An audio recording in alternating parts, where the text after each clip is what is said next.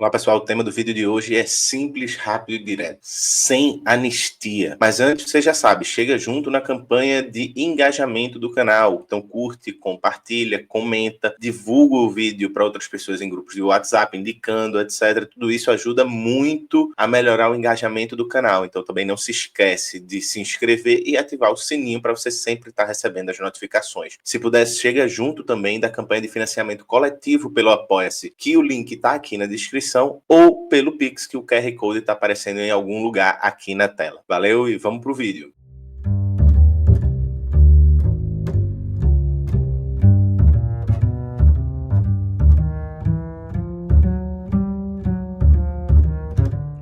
Bem, todo mundo já ouviu falar na célebre frase de Karl Marx, que ele diz: a história se repete a primeira vez como tragédia e a segunda vez como farsa. Para quem não sabe, essa frase é uma espécie de diálogo, uma complementação de uma frase muito famosa de Hegel, que ele diz que a história se repete. Marx vai e complementa. Ela se repete como? A primeira vez como tragédia, a segunda como uma farsa. A ideia dos debates, que quando Hegel diz essa frase, que a história se repete, envolto a um conjunto de discussões filosóficas na época em torno da história. A história seria, nesse momento, a grande ciência, o grande campo de conhecimento pela qual a filosofia privilegiaria seus contatos e teria como horizonte de sintetização de toda bagunça social, de todo o conjunto de questões e problemas que as pessoas tinham que formular e reformular filosoficamente, estava na história. Pensar sobre como a história humana se desenvolve, progride, na ideia de progresso, que aparece muito forte nessa época do fazer filosófico, era fundamental. E Hegel é um pensador, um historiador, tá vendo o ato falho? Hegel era um pensador que estava pensando a história, tanto que ele escreve as lições sobre a história, enfim, e vai falar essa famosa frase: a história se repete. Que, por sua vez, já vem de outros pensadores, como, por exemplo, Bacon, que vai dizer que a história ela tem uma característica não de ser linear, mas de ser espiralada, ou seja, ela progride de uma maneira um pouco curiosa, repetindo de maneira diferente certos padrões. Nisso, Hegel se baseia, por exemplo, para falar de que a história se repete, e Marx, em diálogo com Hegel, complementa que uma primeira vez como tragédia e outra como farsa. A grande questão é que a história se repete por uma série de questões. Primeiro porque as coisas não mudam radicalmente de uma hora para outra. Os problemas não são resolvidos magicamente de uma hora para outra. Por exemplo, em 1905 houve uma tentativa de revolução que fracassou e que é repetida em 1917, e aí sim com sucesso.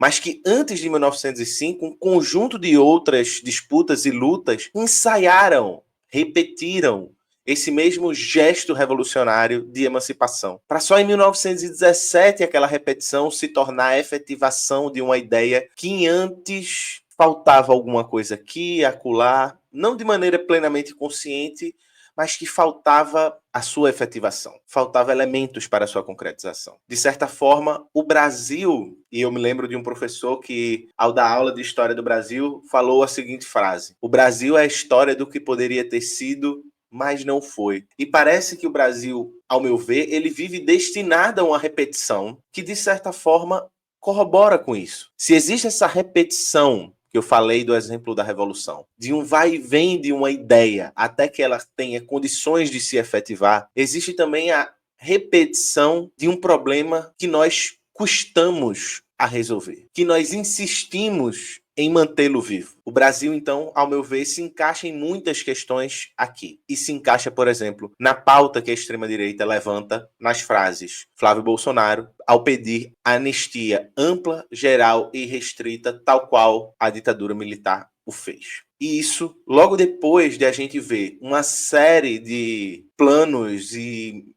confabulações golpistas envolvendo militares, o poder civil, econômico, o poder político, ligados Bolsonaro de tentar dar um golpe, implementar censura, implementar perseguição política. Vemos a história se repetindo, não mais como uma tragédia, mas como uma farsa, e uma farsa que, entre elas, ainda tem um tio França da vida para deixar tudo ainda mais farsesco e mais brasileiro no sentido mais grotesco do termo. A questão é que quando a gente abre mão de olhar e de encarar os nossos problemas, como nós fizemos com a ditadura militar, nós não estamos seguindo em frente, como Lula falou esse ano, ao falar sobre o governo ter escolhido não comemorar, não rememorar o golpe empresarial militar de 1964. Lula disse que precisamos seguir em frente, não ficar remoendo o passado, por mais que ainda haja dor sobre isso. Acontece que quando a gente não rememora,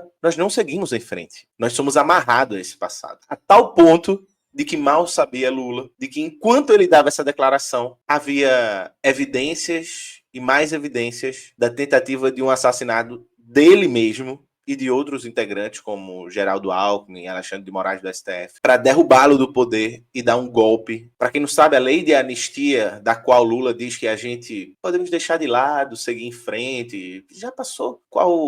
Por que a gente rememorar o fato de tantos corpos desaparecidos, de tantas pessoas que perderam a vida, de tantas pessoas que perderam a vida não só no sentido da morte física, mas da destruição da sua saúde mental, dos traumas, enfim. É que essa lei de anistia de 1979, que pregava anistia ampla, geral e restrita, não visava anistiar as pessoas julgadas pela ditadura militar e colocadas como terroristas e etc, etc, etc. Visava anistiar especialmente os militares dos crimes contra os direitos humanos, dos crimes que eles cometeram de tortura, de morte, de ocultação de cadáver, desaparecimento de pessoas, sequestro, censura e etc, etc, etc. Quando você não faz isso, você informa a esse grupo de pessoas que cometeram esse conjunto de barbaridade que tudo bem, faz parte do jogo. Podem fazer de novo. Quando você não faz isso, como, por exemplo, aconteceu em diversos outros países da América Latina, que houveram uma justiça transicional, tinha como objetivo punir e averiguar os crimes da ditadura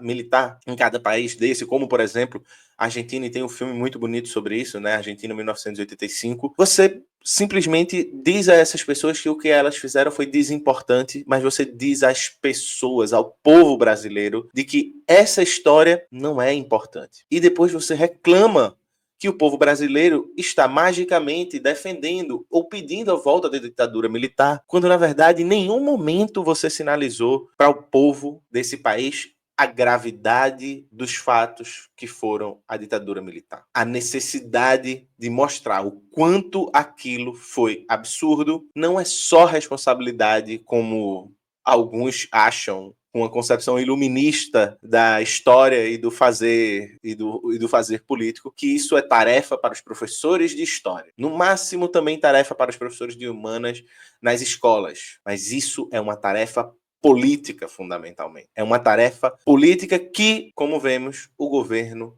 mesmo diante desse conjunto de planos golpistas bizarros, trágicos, condenáveis, e que exige uma apuração e uma justiça efetiva, que não só recaia sobre as pessoas que participaram diretamente, mas recai sobre a instituição das Forças Armadas, fazendo com que seja um imperativo que o governo não negligencie a disputa política sobre esse fato e sobre essa necessidade de condenação e de justiça. Abrir mão de disputar o sentido de justiça diante desses fatos é abrir mão de disputar a memória e, portanto, abrir mão daquilo que nós, quando olhamos para as pessoas que ainda defendem e pedem uma ditadura militar, abrimos mão da disputa política pela memória que é exalada diante de um acontecimento. E a minha ligação entre esse fato e os acontecimentos da ditadura militar, ela é proposital, porque há uma clara continuidade entre esses elementos. Eu não gosto muito da ideia, da frase de um país sem memória é um país que está fadado a repetir as suas coisas. Não é exatamente sobre isso, mas um país que se recusa a elaborar a sua memória, aí sim, ele é um país que está fadado a repetir os descasos, as dores, os sofrimentos e os horrores que o constituíram. Dessa forma, é mais do que o momento, é mais do que oportuno que a gente tome para a gente e retome para a gente o papel que estava, de alguma forma, na Comissão da Verdade e que vai além. Não apenas no sentido de expor os crimes, expor o que aconteceram, mas aproveitar esse momento para não só fazer justiça às pessoas que participaram desse plano golpista terrível, mas como dar um recado para a sociedade, dar um recado para nós mesmos enquanto brasileiros, de não mais nos desconectarmos com a nossa memória histórica, mas articularmos essa memória histórica com uma disputa política pelo sentido do que é a própria memória, do que é a própria participação das Forças Armadas na política, nas instituições políticas. Se recusar a fazer isso é, para lembrar um pouco Benjamin, é a gente entender que se a história não é essa linha progressiva para o futuro que nos leva para frente, como disse Lula, né? Temos que olhar para frente. Na verdade, a história ela guarda consigo justamente reminiscências de um passado que tanto podem revelar a dor dos que sofreram, mas como pode revelar a crueldade dos que venceram. Esconder, olhar para frente simplesmente e seguir, como se nada tivesse acontecido, ou como se o que acontecesse agora fosse somente um problema que cabe às instituições de justiça. Basta ver a omissão do governo, que se recusa ou fala muito pouco sobre o tema, talvez por achar que isso é somente um problema de justiça e não um problema fundamentalmente político. Afinal de contas, como vai dizer Adorno, a questão do que é a justiça é um problema político e não jurídico, né? A justiça é a última ponta desse elemento, mas é um problema político por essência. Abrir mão dessa disputa é dar as costas, não só, e aí silenciando essa opressão que fundou a história, a linha da história da qual você segue olhando para frente, mas você dá de costa também para o grito e horrores dos oprimidos e dos vencidos. Quando a história se repete na sua versão farsesca, ela revela na tentativa de assassinato de Lula, de Geraldo Alckmin, do ministro Alexandre de Moraes, a persistência de um conjunto de teias autoritárias e golpistas que constituem o tecido social e político brasileiro, que passa desde os conjuntos de golpes e diversos golpes e do poder hegemônico de uma certa elite e etc., passando pelo golpe militar de 64, passando pela anistia ampla, geral e restrita no pós-ditadura, passando pelo 8 de janeiro, passando por Tio França e chegando até a divulgação dos planos golpistas mais recentemente. A hesitação em tomar uma postura de enfrentamento a essas forças e essa rede autoritária sob a desculpa de manter a correlação de forças e de ter que dialogar com diversos setores que por vezes vão sentir que um plano golpista talvez seja sensível demais para eles, e aí eles não possam mais participar dessa frente amplíssima porque você está tentando disputar um sentido de memória depois de planos de assassinato. Apontam os limites claros de uma política de conciliação que nem podemos mais chamar de conciliação. Afinal de contas, a ideia de conciliação parte do pressuposto de que você tem alguma força ou algo a impor. Mas se você só abre mão, como nós estamos vendo, bem, a coisa fica mais difícil. Temos mais uma chance de fato, polarizar esse país. E não mais uma polarização onde um tenta matar você e você sobe na rampa com o chapéu do MST. E isso é o máximo do que você pode entregar. Da mesma forma, se você adota uma postura de desmobilização política em relação a um tema tão caro que volta à tona, não só por esse acontecimento, mas também por conta do filme do momento, Ainda Estou Aqui, e em breve teremos vídeo aqui no canal sobre. Você abriu mão de tudo. Você abriu mão de disputar o sentido do que é justo, do que é injusto, do que foi uma certa concepção de passado, e aí você não pode mais reclamar se um certo grupo de pessoas acredita que a ditadura militar foi boa. Você abriu mão da disputa. Tem um lado disputando, dizendo que ela foi boa, e tem você dizendo para seguir em frente. A gente precisa, então, romper esse ciclo histórico que não começa na ditadura militar de 64, vem de muito antes, de envolvimento e de golpes, com um ciclo eterno de impunidades, fazendo com que sempre a gente tenha que olhar para frente, mas quando a gente olha demais para frente, na frente existe novamente o mesmo inimigo, o mesmo adversário, fazendo as mesmas coisas e a gente tendo o mesmo final.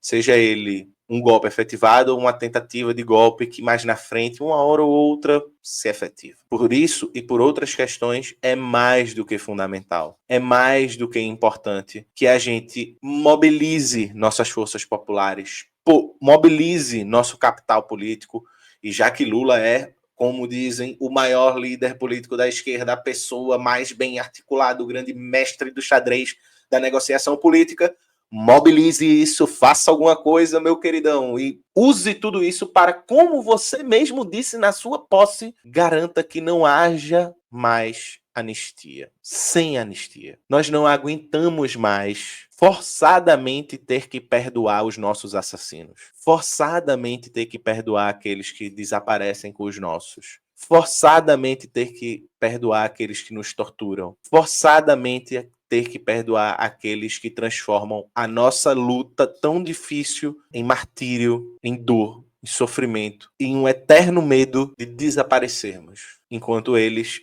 sim, eles estão sempre aqui, sempre perdoados, com a certeza absoluta de que uma hora ou outra nós vamos seguir em frente. E é por isso que já chega. Sem anistia nunca mais. Punição, memória e verdade. Urgentemente. Para ontem. É isso, pessoal. Valeu e até o próximo vídeo.